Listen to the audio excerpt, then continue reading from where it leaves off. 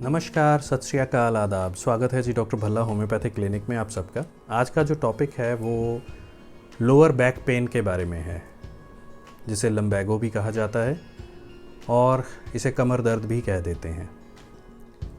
ये कोई अपने आप में बीमारी नहीं है, ये एक लक्षण है जो कई मेडिकल कंडीशंस की वजह से हो सकता है। अब सबसे पहली चीज़ जो देखने वाली ये है कि जो कमर है वो रीढ़ की हड्डी वाला पोर्शन आ जाता है। पूरी रीढ़ की हड्डी जो है ये छोटी छोटी हड्डियों को मिलाकर बनी है, जिन्हें वर्टिब्रा कह देते हैं। दो वर्टिब्रास के बीच में कुदरत की तरफ से एक कुशन मिला हुआ है जिसे डिस्क कहा जाता है। अब वो डिस्क एक छोटी सी थैली की तरह है जिसके अंदर एक जेल भरा हुआ है।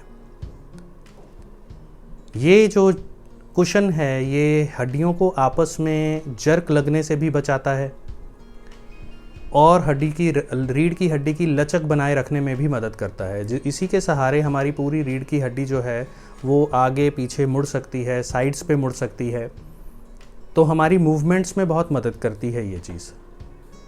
अब दो हड्डियों को जोड़ने वाली चीज़ें जो होती हैं उन्हें लिगामेंट कहा जाता है। रीढ़ की हड्डी में से कुछ नसें बाहर आती हैं, जो नसें हमारे आसपास के शरीर को सप्लाई देती हैं।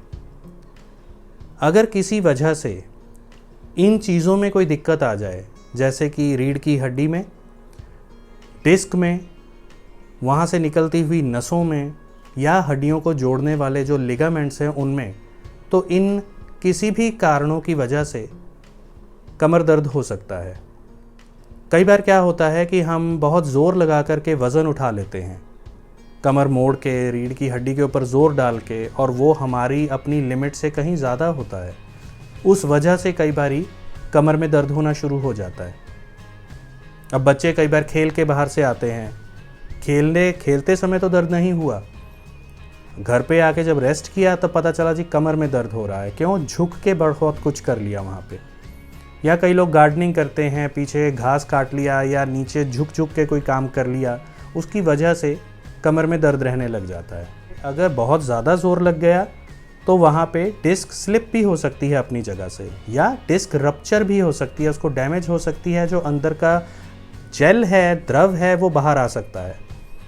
उन कंडीशंस में इंसान को बिस्तर पर लेटना पड़ सकता है काफ़ी लंबे समय के लिए, और इसी की वजह से जो आसपास की निकलती हुई नसें हैं उन पे ज़ोर पड़ने लग जाता है, जिसकी वजह से सियाटिका दर्द भी हो जाता है। या कई बारी आर्थराइटिस की कंडीशन होती है। आर्थराइटिस में अब दो हड्डियां जो आपस में नज़दीक हैं, चाहे वो रीढ़ की हड्डी के वर्टिब्रे हैं, उनमें एक दूसरे के ऊपर रगड़ ना हो तो उनकी जो आउटर कवरिंग होती है वो एक सॉफ्ट हड्डी से बनी होती है जिसको कार्टिलेज कहते हैं। आर्थराइटिस में वो सॉफ्ट हड्डी डैमेज होने लग जाती है, जिसकी वजह से हड्डी को नुकसान पहुंचता है और वहाँ पे सूजन और दर्द हो जाती है। ऐसी एक कंडीशन है ऑस्टियोपोरोसिस। इसमें हड्डी का ठोसपन कम होने लग जाता है क्योंकि उसमें से कैल्शियम बाहर निकलने लग जाता है। कैल्शियम की कमी की वजह से होती है, और ज़्यादातर ये उन लोगों में देखा जाता है जिनमें कैल्शियम की कमी है शरीर में और जो ओल्ड एज में हैं, बुज़ुर्गों में।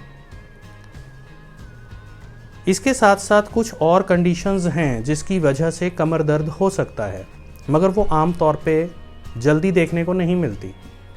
जैसे रीढ़ की हड्डी एक दूसरे के ऊपर जो वर्टिब्रे हैं टिके हुए हैं, जिसकी वजह से वो एक सीध में पड़े हैं, उनकी अपनी एक स्ट्रक्चर है। अगर वो एक वर्टिब्रा अपनी जगह से हिल जाए और सीध खराब हो जाए, अलाइनमेंट बिगड़ जाए, उसको कह देते हैं स्पॉन्डाइलोलिस्थेसिस। ऐसी कंडीशन में दर्द रहने लग सकता है। फिर और कंडीशन आ जाती है, जैसे कमर के उस हिस्से में जहाँ की हम बात कर रहा हूँ मैं, वहाँ पे शरीर के कुछ अंग ऐसे पड़े हैं, जैसे किडनीज़ हैं। किडनियों में इन्फेक्शन हो जाए या पथरी हो जाए तो उन हिस्सों में दर्द महसूस होता है, ऐसा लगता है जैसे कमर दर्द हो रही हो। उसके साथ साथ अगर कोई कैंसरस कंडीशन हो जाए, रीढ़ की हड्डी का कैंसर या कोई नॉन कैंसरस ट्यूमर बन जाए जो फैलने वाला नहीं है मगर गांठ बन गई, जिसकी वजह से नसों पे प्रेशर आने लग गया, तो भी कमर दर्द हो सकता है। या उसके अलावा रीढ़ की हड्डी का कोई इन्फेक्शन हो जाना, वो इन्फेक्शन कोई भी हो सकता है, ट्यूबरकुलोसिस, टीबी का इन्फेक्शन जो है उसमें भी ऐसा हो जाता है कि लगातार कमर दर्द रहने लग जाती है।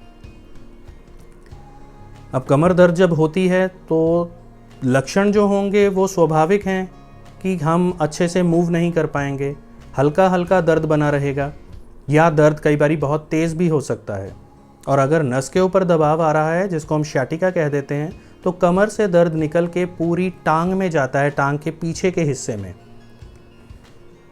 और उसको आराम नहीं मिलता।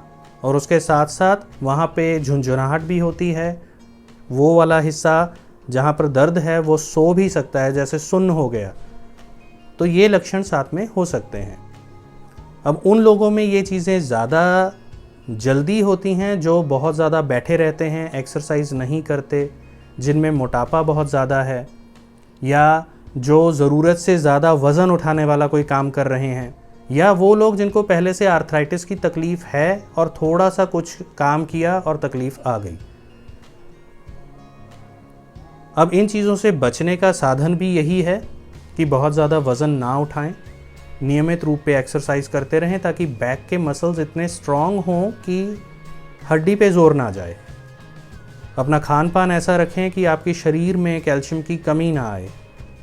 उसके साथ साथ अपने बैठने का ढंग, लेटने का ढंग, कई लोग लेट के टेढ़े मेढ़े होके पढ़ते हैं या टीवी देखते हैं, उन लोगों में भी बैकएक होने की समस्या की संभावना बढ़ जाती है। या कुछ लोग शूज़ ऐसे पहनते हैं जो बहुत हाई हील वाले होते हैं। जिन जूतों की हील बहुत ज़्यादा हाई है वो आपकी कमर पे ज़ोर पड़ता है, तो सही जूते पहनने बहुत ज़रूरी हैं, नहीं तो कमर का दर्द हो सकता है। उसके साथ स्ट्रेच करना बहुत ज़रूरी है। अगर हम अपनी शरीर को स्ट्रेच करते हैं या स्ट्रेचिंग एक्सरसाइजेस करते हैं तो मांसपेशियों की ब्लड सर्कुलेशन अच्छी बनी रहती है और मांसपेशियों की लचक ठीक बनी रहती है, जिसकी वजह से हड्डियों पे जोर नहीं पड़ता ज़्यादा। तो इन चीज़ों का ध्यान रख के आप अपने आप को बचा के रख सकते हैं इस तकलीफ़ से। अब कुछ होम्योपैथिक दवाइयों के बारे में बात करूँगा मैं। बहुत सी ऐसी दवाएं हैं जो कमर दर्द में दी जाती हैं, मगर यहाँ पे मैं उन 4 दवाइयों को बताऊँगा जो अक्सर इस्तेमाल में आती हैं और बहुत अच्छे रिजल्ट्स देती हैं, जिनमें सबसे पहली है ब्राइनिया अल्बा।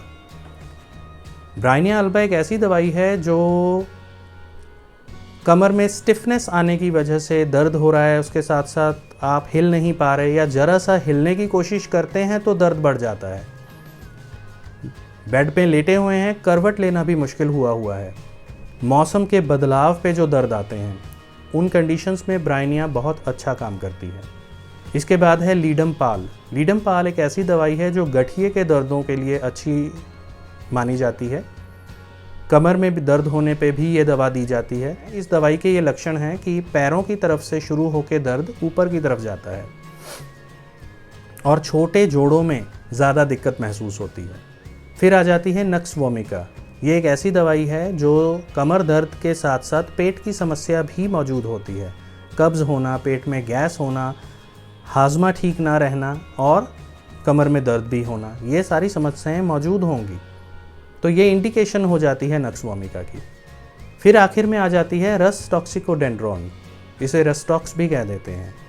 ये एक ऐसी दवाई है जिसमें मरीज़ उठ के चलने लगता है या चलते हुए बैठने लगता है, जो एक मूवमेंट जिसमें हम अपना पोस्चर चेंज कर रहे हैं, वहाँ पे दर्द होगा काफ़ी ज़्यादा।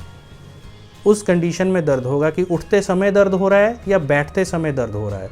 लगातार चल रहे हैं तो ठीक है, मगर पहली मूवमेंट देना जो है वो मुश्किल हो रही है। ऐसी कंडीशन में रसटॉक्स बहुत अच्छा काम करती है। अगर ये दवाएं आप अपने होम्योपैथिक डॉक्टर की सलाह के साथ लें तो बहुत अच्छा रिजल्ट दिखाती हैं। उम्मीद करता हूँ ये वीडियो आपके लिए इन्फॉर्मेटिव रहा होगा। अगर आपको मेरा ये वीडियो अच्छा लगा है तो इसे लाइक कीजिए, अपनों के साथ शेयर कीजिए। मेरे इस चैनल को सब्सक्राइब ज़रूर कीजिए ताकि आने वाले समय में टॉपिक्स आप तक पहुँचते रहें। फिर मिलते हैं किसी नए टॉपिक के साथ, तब तक अपना ध्यान रखिए। नमस्कार, सत श्री अकाल, आदाब।